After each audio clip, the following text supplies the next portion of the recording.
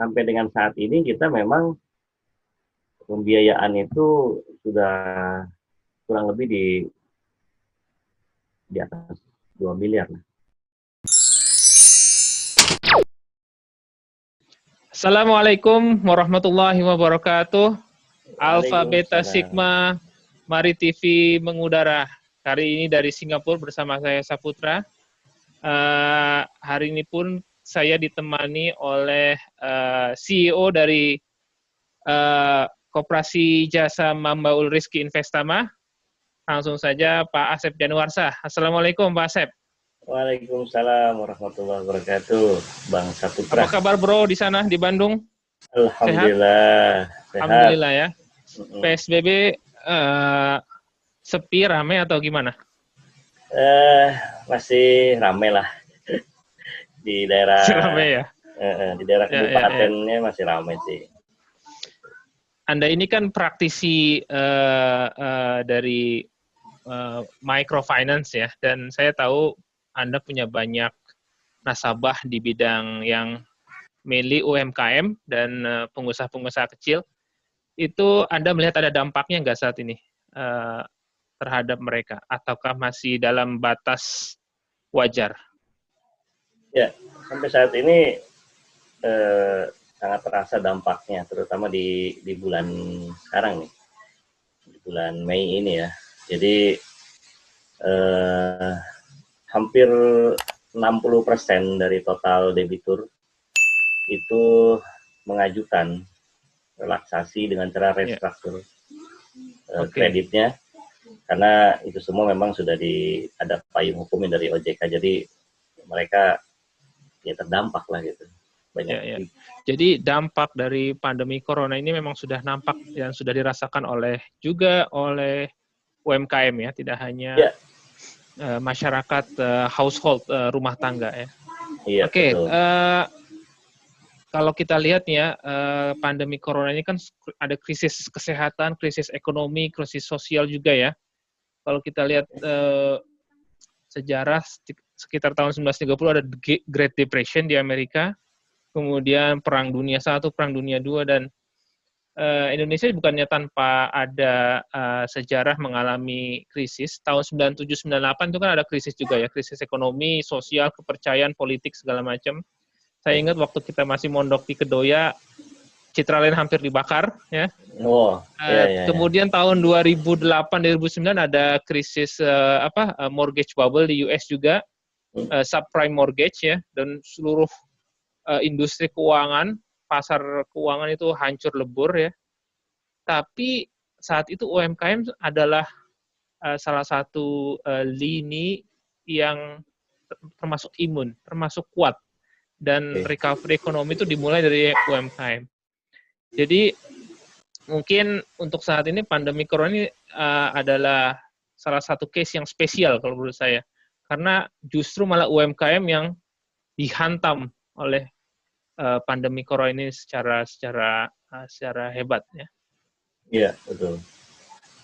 Oke, saya mau wawancara banyak hal nih yang saya ingin tanyakan, tapi kita mulai dari kuis.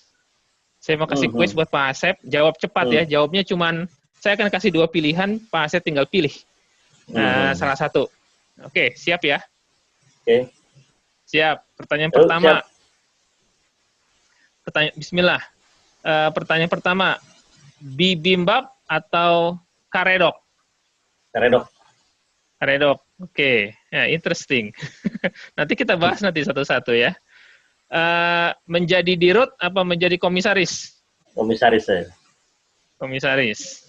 Oke, that's also interesting. Pertanyaan ketiga, BPR atau koperasi? Koperasi. Koperasi. Oke. Pertanyaan keempat, nanti ada 5 pertanyaan ya. Pertanyaan keempat, Persib Bandung atau Sriwijaya FC? Persib Bandung. Persib, aduh. Ini bisa-bisa tidur di luar Pak Asep. Udah jadi bobotoh dia. Oke, pertanyaan terakhir. Bon Jovi atau Michael Learns to Rock? Bon Jovi. Bon Jovi. Oke. Ini menarik nih jawabannya. Oke, saya mulai dari yang pertama nih, Bibimbap atau Karirok, Pak Asep milih Karirok. Apakah ini yang menyebabkan Pak Asep tuh nggak lama di Korea? Waktu itu saya tahu Pak Asep tuh sempat di Korea kan. Hmm. Mungkin Pak Asep tahu, saya sering mengatakan pada mungkin alumni dan para alumni yang muda itu, kita kuliah di mana saja sebenarnya, mencari pengalaman kerja di mana saja, tetapi jika ada kesempatan untuk pergi ke luar negeri, capailah itu, karena itu bisa membuka wawasan dan melihat banyak perbedaan dan kultur yang berbeda itu sangat membantu dalam kemajuan diri ya. Pak Asep pernah di Korea. Waktu itu apa yang menyebabkan Pak Asep memilih untuk balik ke Indonesia? Ya, pertama memang tujuan waktu ke Korea memang ya sebetulnya mau nonton Piala Dunia sih. Jadi bagaimana caranya nonton Piala Dunia biar tidak mengeluarkan uang, itu aja. Jadi akhirnya saya mencari perusahaan untuk job training di sana. Nah, saya waktu itu masih semester 1 kuliah gitu kan. Jadi ya kuliah ditinggalkan. Ya, kuliah ditinggalkan dengan istikharah dulu pastinya. Karena waktu saya bilang ke orang tua, saya mau ke Korea, kata saya gitu kan. Nah, kuliah gimana? Ya kuliah nanti, boleh dari sana aja gitu kan. Sholat istikharah dulu aja katanya gitu kan. Nah, akhirnya sholat istikharah, ya yakin bahwa saya harus ke Korea. Ya, motivasinya pengen nonton Piala Dunia sih awal itu. Karena waktu itu kan masih dan itu semua tercapai ya? Dan ya, niat itu tercapai semua? Alhamdulillah tercapai. Alhamdulillah. Jadi beberapa kali nonton yang di Koreanya ya, yang bukan final di. Yang di Jepang enggak ya? Enggak. Ya. Jadi jadi setelah mission accomplished ya, sudah hatam tuh Piala Dunia, memutuskan untuk pulang ke Indonesia. Betul. Jadi kebetulan juga 2 tahun itu sudah habis kontrak juga. Jadi akhirnya sebetulnya saya harus meneruskan pekerjaan di perusahaan Korea yang ada di Indonesia. Karena di mana itu? Di Cikarang atau di Bekasi? Di daerah Purwakarta. Purwakarta. Kemudian mesin-mesin yang dulu saya gunakan di sana itu dipindah ke Indonesia. Jadi harusnya saya di situ gitu kan. Ya. Tapi malah switch ke bidang finance. Iya. Nah, itu nanti ceritanya. Tapi pertanyaan saya sebelum kita berlanjut pada topik selanjutnya, ada nggak satu pengalaman yang paling berkesan di Korea? Yang paling berkesan sih, saya pernah kerja malam. Kemudian di situ saya berseteru lah dengan orang Korea. Karena orang Indonesia waktu itu cuma berempat. Kalau bahasa Korea itu yagan. Selebihnya orang Korea. Orang Korea. Jadi pas kerja yagan itu kerja malam. Saya disuruh pegang 2 mesin lah gitu kan, karena salah satu nggak ada yang masuk orang Koreanya. Nah, ketika saya bantu ya semampunya saya, ternyata dia mengeluarkan kata-kata kasar gitu kan. Kasar. Ya kalau bahas ya istilahnya mohon maaf ya, sipal gitu kan. Sipal, sekio, itu. Saya nggak terima kan malam itu. Akhirnya saya berontak lah di situ, walaupun jumlahnya sedikit. Terus saya tendang semua tuh barang-barang yang sudah disusun oleh mereka ini. Dan akhirnya manajer atau general manager malam itu jam 2 pagi itu ditelepon sama supervisor dan datang ke pabrik itu gitu kan, untuk melihat saya lagi ngamuk-ngamuk waktu itu kan. Akhirnya rebellion juga ya waktu masih muda ya. Iya, artinya ya saya nggak takut kalau memang itu benar lah gitu lah. Itu harga diri juga. Jadi moral of the story mungkin buat teman-teman, kita tidak boleh mungkin karena merasa inferior terhadap bangsa asing. Jadi kita harus tetap merasa bahwa diri kita itu setara, dan selama kita benar kita bisa mendefense atau memberikan justifikasi yang cukup fair gitu ya. Betul. Ya. Oke, itu pengalaman di Korea sangat. Kalau saya sih nggak berani Pak Asep. Saya dulu hakseng ya. Saya berani nih. Korea itu kan wajib militer ya. Wajib militer. Ya. Jadi harus cepak semua, nggak boleh ada Ya. jenggot segala macem. Ya buat Ya. saya nggak masalah karena Mungkin saya karena kedinginan, saya waktu gondrong waktu saya di Korea itu iklimnya iklim di dalam belajar ya. universitas, iklim Hmm. pelajar, jadi banyak juga international student, jadi iklim research penelitian dan pengajar itu sangat sangat kental di sekeliling kita, jadi lumayan cukup menghormati ya.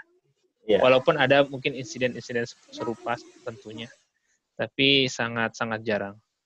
Iya, Oke, makanya Oke, terus ya Pak Asep ya, karena kita waktu yang terbatas ini. oke. Tadi Pak Asep bilang lebih senang jadi komisaris daripada dirut. Nah, sebelum pertanyaan itu deh, switch ke industri finance, merangkak dari bawah dong, merangkak dari bawah sampai pada akhirnya memegang posisi puncak. Nah, ini bisa diceritain sedikit nggak? Singkat saja, perjalanan karir Anda mulai dari bawah sampai mencapai posisi direktur utama, dan bahkan kemudian Anda lebih memilih untuk jadi komisaris. Dan apa pertimbangannya kenapa lebih memilih jadi komisaris? Oke. Jadi memang waktu pulang dari Korea itu, ya karena saya harus meneruskan kuliah. Kebetulan kalau kuliah kan sebetulnya kalau udah tahu uang itu kuliah agak males tuh waktu Ya, betul, itu ya. betul. Akhirnya bagaimana caranya kerja sambil kuliah. Waktu itu saya masuk ke salah satu bank di milik Pemda ya. Akhirnya saya bisa sambil kuliah gitu kan. Nah setelah dari situ saya juga memastikan bahwa semua pekerjaan juga dijalankan dengan baik, karena kuncinya di dunia finance itu benar-benar harus jujur lah gitu kan. Harus jujur. Integritas itu ya, akhlak itu memang lebih diutamakan karena amanah uang gitu masalahnya gitu kan. Ya, betul. Kemudian dari situ saya sebetulnya perjalanan lebih ke arah membuktikan bahwa satu, nurut sama orang tua itu bagaimana, kedua menjalankan nasihat-nasihat guru lah gitu kan. Nah, sebetulnya agak unik juga gitu kan, ketika memang secara akademis saya pun memang bukan dari universitas yang memang ternama gitu kan. Kemudian bekerja pun ya di daerah lah gitu kan. Tapi waktu itu saya memang menurut sama orang tua, suruh menyelesaikan kuliah ya selesaikan kuliah, walaupun saya harus meninggalkan perusahaan Korea itu, padahal gaji udah lumayan lah waktu itu kan untuk di Indonesia gitu. Tapi ya saya kembali ke perintah orang tua. Kemudian ya saya kembali lagi menjalankan amalia-amalia yang dijazahkan oleh para guru kita, bagaimana caranya ya menghadapi masalah gitu kan, kemudian belajar biasa lebih cepat. Ya alhamdulillah dari situ ya saya coba melamarnya dari situ langsung saya coba lamar untuk jadi direktur marketing waktu itu di Jakarta ya. Alhamdulillah singkat cerita lulus, kemudian lanjut karena perusahaan grup mempercayakan terus, akhirnya menjadi direktur utama. Nah di situ grup semakin meluas juga, ingin mengembangkan bisnisnya sampai ke Indonesia Timur. Iya. Dan Pak Asep sempat pindah ya ke Indonesia Timur. Iya, karena waktu itu saya ingin terus belajar ya di manapun itu ya, yang belum saya pernah injak ke Indonesia Timur, Papua, Makassar, Sulawesi lah ya. Akhirnya saya coba bagaimana kita mendirikan microfinance di sana gitu kan. Ada dua yang didirikan, yang satu BPR-nya, yang kedua finance-nya. Dan memang pasarnya itu market di sana masih cukup menjanjikan ya di Indonesia Timur. Iya, untuk Indonesia Timur waktu itu untuk microfinance saja khususnya BPR itu satu provinsi Papua Barat itu baru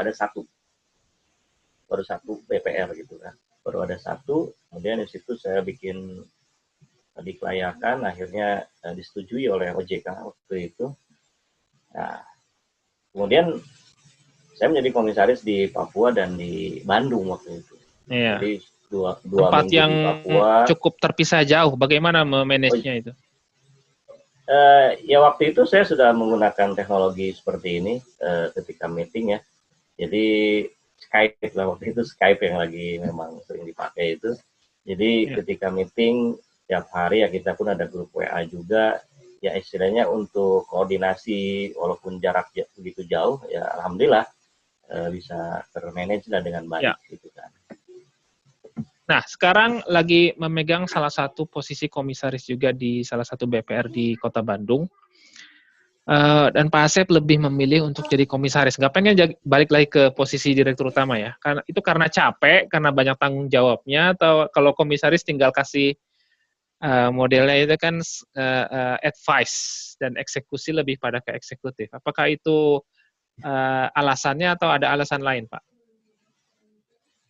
Ya, pertama memang target dari perjalanan karir saya itu memang tidak sampai lama gitu di direktur utama waktu itu.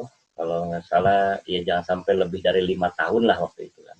Akhirnya terlaksana di grup waktu itu pegang 2 komisaris. Nah, ketika memang sekarang ini memang di target berikutnya adalah bagaimana menciptakan gitu kan, menciptakan sebuah microfinance yang lebih unik lah gitu kan dari yang saya jalankan sebelumnya. Akhirnya ketika saya harus pilih komisaris, ya sementara kan waktu cukup luas lah ya untuk saya untuk melakukan banyak hal yang lain ya. Ketika menjadi konsultan di microfinance lain, ya terutama ya di koperasi lah yang sekarang saya jalankan. Nah, ntar dulu koperasi itu nanti itu ada bagiannya. Jadi alasannya untuk lebih nyaman di posisi komisaris karena punya waktu yang lebih luang sehingga bisa memikirkan banyak hal baru, inovasi-inovasi baru dan kesempatan-kesempatan baru yang bisa ditemukan ya. Kemudian komisaris itu udah sampai saat ini berjalan kayak sampai saat ini berjalan. Kemudian dengan adanya waktu luang itu Pak Asep bersama-sama dengan Ketua Umum PB Ikhlas waktu itu Haji Zen akhirnya mendirikan Koperasi Jasa Syariah Mambaul Rizki Investama. Nah, sebenarnya apa sih motivasinya itu mendirikan koperasi ini? Soalnya kalau kita lihat dari di Pondok As-Siddiqiyah sendiri ya, itu sebenarnya sudah ada operasi, sudah ada koperasi di entah itu di Batu Ceper, di As-Siddiqiyah Kedoya ataupun di semua cabang. Apa yang membedakan koperasi yang Anda dirikan bersama Ketum Ikhlas itu? Dan motivasinya apa sih sebenarnya? Bisa cerita sedikit nggak? Oke, motivasi yang paling utama sih yang mendorong istilahnya giroh saya gitu kan, motivasi yang lebih utama itu memang ya pertama ingin mendapat ridho lah seorang guru dari guru kita gitu kan. Lagi dan by the way ini memang ini adalah perintah Abah Nur untuk mendirikan koperasi. Ya, jadi kalau secara langsung sih jadi begini, ini ada agak unik lah artinya cerita ini. Jadi ketika itu memang saya belum terkoneksi lah gitu dengan para alumni ya. Waktu itu memang sejalan berkeliling menjalani pendirian microfinance di berbagai daerah. Di situ saya terpikir gitu kan bahwa ngapain gitu saya keliling-keliling untuk mendirikan microfinance sementara saya sendiri punya komunitas gitu kan. Ya. Dan komunitas itu punya potensi yang cukup menjanjikan sebenarnya. Iya, punya potensi yang menjadikan secara persyaratan-persyaratan kelayakan gitu kan. Akhirnya di situ saya waktu itu membuat satu makalah atau penelitian yang ringan lah gitu kan mengenai bank community lah gitu kan ibaratnya. Apa sih kelebihan dan kekurangannya. Nah, tidak lama dari situ Ikhlas membentuk waktu itu ada semacam Rakernas ya, Rapat Kerja Nasional Pembentukan Ikhlas pertama ya. Waktu itu Oke. saya diundang sebagai pengurus juga. Akhirnya secara tidak langsung saya mengungkapkan itulah, seingat saya waktu di Bogor mengungkapkan itu, dan waktu itu memang Tahun berapa eh, itu, Pak Asep, kalau kalau bisa di rewind? tahun 2016 17 ya. Tahun 2017 saya lupa lagi. Pokoknya 2017-an nggak ya? ya di Bogor lah waktu itu. Jadi di situ saya buat terus penelitian itu bahwa Konsepnya. konsepnya, tapi waktu itu memang tidak ada PIC yang memang menjalankan itu, karena waktu itu saya masih sibuk di Indonesia Timur dan Bandung gitu bolak-balik kan. Ya. Akhirnya selama 2 tahun itu pakem lah itu rencana itu. Nah secara tidak langsung juga ternyata Gus Hasan itu juga sempat memerintahkan kepada ketum, ayo bikin koperasi gitu alumni gitu kan. Nah sebelum komunikasi itu sama saya, ternyata Gus Hasan, Gus Ayus waktu itu juga ke ketum juga sama, Sep, gimana nih bikin operasi yang tempo hari itu. Nah itu waktu itu penelitian saya udah selesai itu ibaratnya kan. Dan waktu itu ya udah, kalau memang serius kata saya gitu kan, ya saya harus resign dulu lah dari pekerjaan ini, karena memang kalau nggak ada PIC-nya udah 2 tahun itu gitu kan, kalau tidak Ya. Cuma hanya mengorbankan. sebatas wacana dan ngawang-ngawang aja ya? Iya, karena eh, saya terbiasa mendirikan microfinance secara profesional, hal ini harus segera diwujudkan gitu kan, tapi harus ada SDM gitu kan. Tapi berhubung Ya. SDM masih juga belum ada, kemudian pemegang saham lah kalau di PT itu ya istilahnya, pemodal pun ya belum maksimal ada gitu kan. Akhirnya mau tidak mau saya harus terjun langsung mengurus pendirian ini. Ya kalau turun langsung karena jarak saya di Bandung dari Jakarta jauh, ya saya harus tinggalkan lah pekerjaan saya waktu itu gitu Ya. kan. Karena nggak Jadi mungkin gitu ya. singkat cerita Pak Asep resign dari Ya, posisi komisaris waktu itu ya, salah satu BPR. Kemudian ada inisiasi dari Gus Hasan, Gus Ayu sebagai Mudirul Mahat, memerintahkan kepada Ketum Ikhlas untuk ketum. menginisiasi pembentukan sebuah koperasi. Ini sebenarnya kita harus agak konfirmasi juga nih dengan Ketum Ikhlas gimana ceritanya waktu itu. Iya, Tapi iya, iya. kalau boleh saya summarize sedikit bahwa inisiasi dari pihak Mudirul Mahat, kemudian challenge itu dijawab oleh Pak Asep untuk mendirikan koperasi dari bawah tentunya ya, tidak ada resources sama sekali, tidak kepikiran siapa yang mau ngasih modal, tidak kepikiran siapa yang bakal membangun ya. Jadi itu perasaannya gimana menghadapi challenge seperti itu? Karena nggak ada orang yang bantu. Ya, karena memang ketika saya menjadi konsultan di grup untuk pendirian-pendirian microfinance, termasuk finance juga, itu memang sering sekali saya mengerjakan sendiri ya, one man show lah gitu kan. Karena waktu itu bukannya nggak ada staff untuk membantu, cuma lebih ke arah waktu itu saya ingin benar-benar paham, ingin benar-benar tahu bagaimana caranya mendirikan gitu kan, dari mulai permintaan persyaratan dari OJK, kemudian Perizinan dan pengadaan lain-lain ya. SDM, segala macam itu. Akhirnya saya pilih mana? Saya pilih Papua. Papua menurut saya itu pembelajaran yang sangat berarti gitu kan, karena jarak yang begitu jauh, kemudian SDM pun yang saya harus ajarkan, kemudian barang-barang pendirian sampai ke yaitu pendirian kantor pun saya harus memikirkan gitu kan, membawa pintu hasanah yang buat berangkas, membawa genset segala macam itu didatangkan dari Jakarta semua.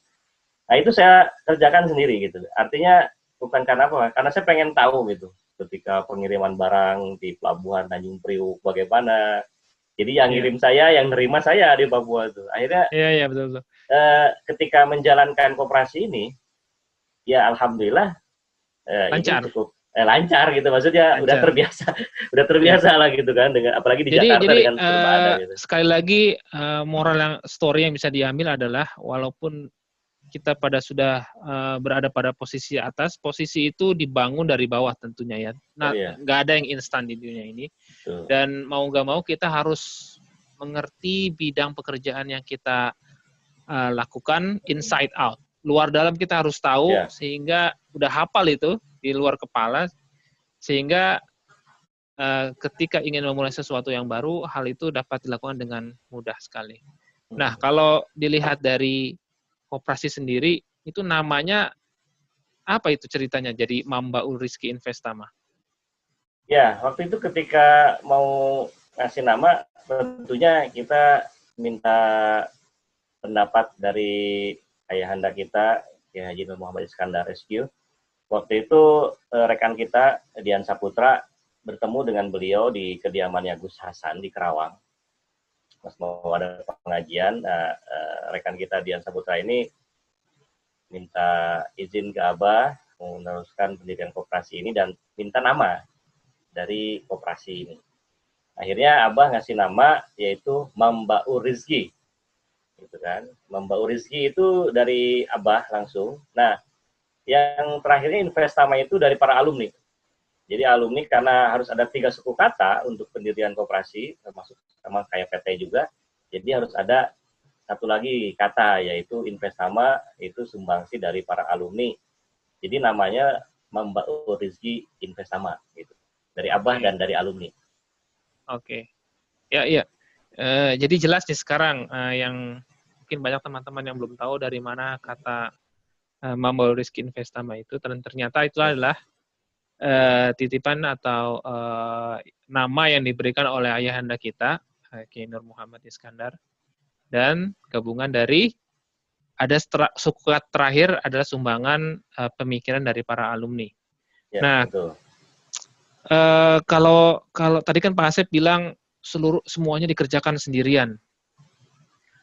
Sampai perizinan itu, Pak Asep, perizinan kan kita tahu ya, untuk membangun sebuah institusi keuangan atau apalagi kayak microfinance ini butuh itu kalau menurut saya finance industry itu salah satu industri yang heavily regulated. Jadi regulasinya tuh jelimet sekali, susah sekali. Apalagi kalau koperasi ini perlu izin berbagai lapis kan, entah itu Kementerian Koperasi atau OJK atau itu semua perizinan dari Koperasi Jasa Syariah Mambaul Rizki Investama itu sudah lengkap semua gitu ya. Dan iya, sudah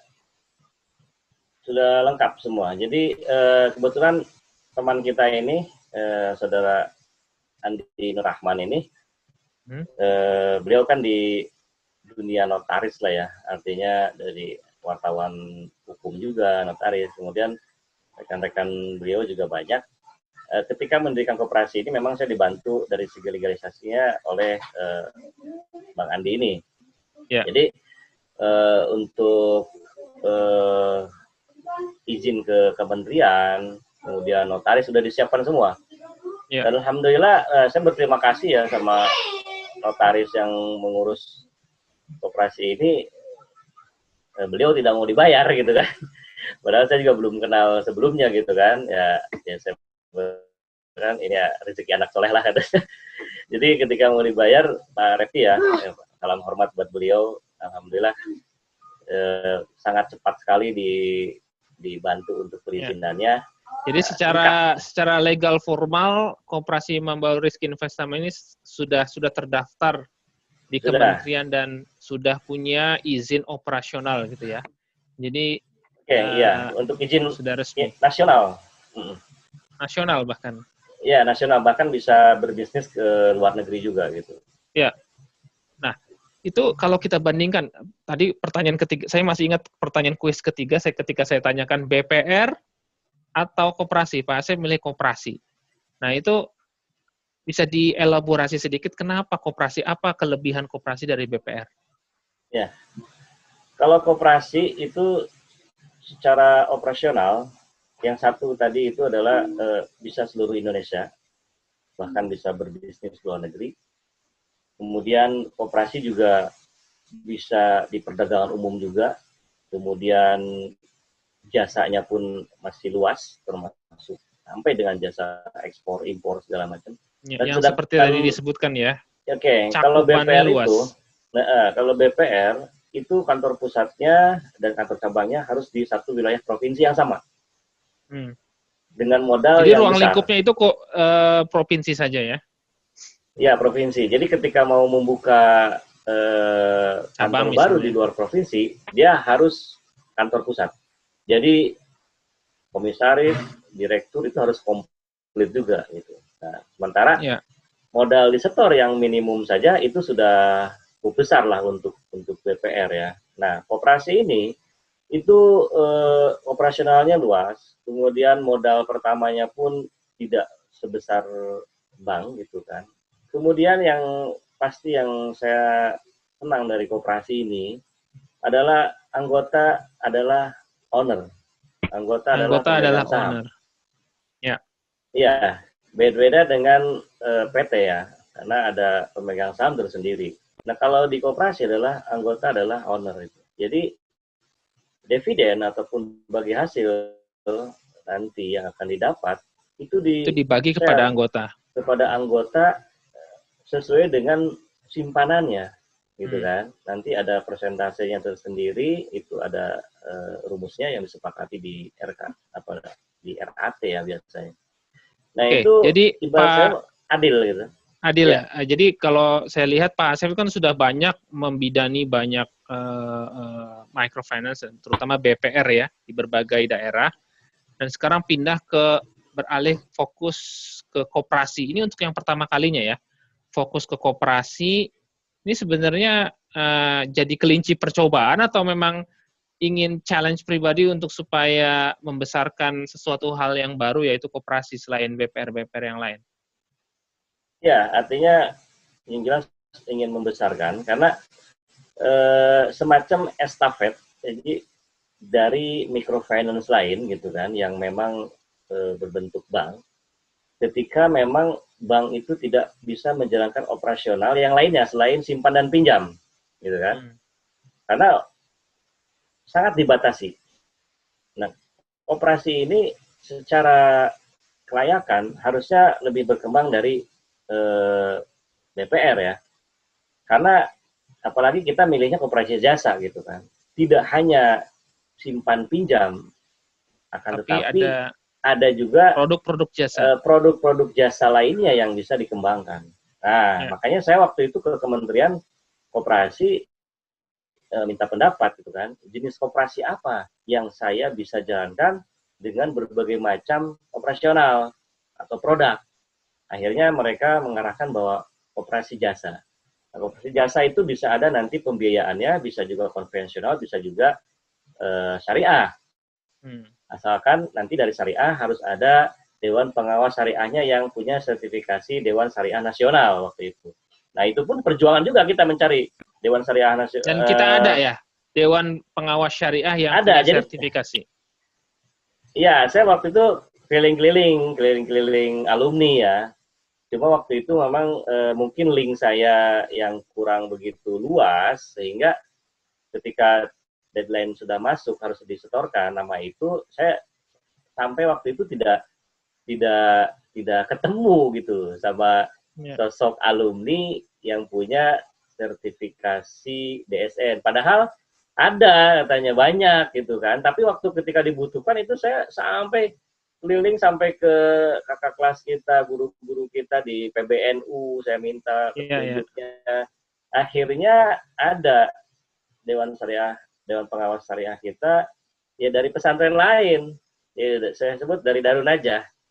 Nah, dari Darun Najah itu Dewan Pengawas Syariah. Tapi saya sambut positif karena rencananya kita juga akan ekspansi ke pesantren lain ya, termasuk nanti dengan Darun Najah juga lewat Dewan Pengawas Syariah. Ini menarik ceritanya nih.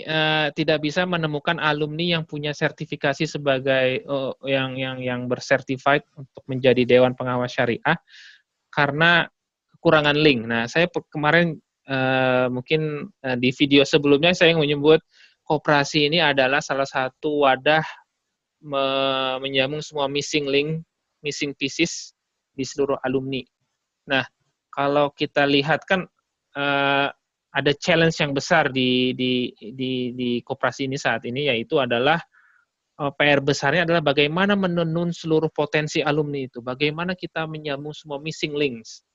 Jangan boro-boro kita dari berbagai alumni ya, kita mencari satu alumni yang punya sertifikasi Dewan Syariah aja begitu sulit sekali ya. Dan saya pikir itu bukan pekerjaan yang gampang, karena terutama tidak dipungkiri bakal ada mungkin teman-teman yang skeptis dengan koperasi ini, karena pertama didirikan oleh Pak Asep yang seangkatan dengan Pak Ketum, seangkatan dengan saya, mungkin dan seangkatan dengan para pengurus koperasi yang lain. Dan pertanyaannya nih, ini burning question ya. Bagaimana cara Anda untuk meyakinkan seluruh alumni bahwa koperasi ini adalah milik alumni, bukan milik satu angkatan saja? Strateginya bagaimana? Dan mungkin sambil pesan untuk seluruh alumni bahwa koperasi ini adalah milik seluruh alumni yang harusnya bisa dibangun oleh seluruh alumni.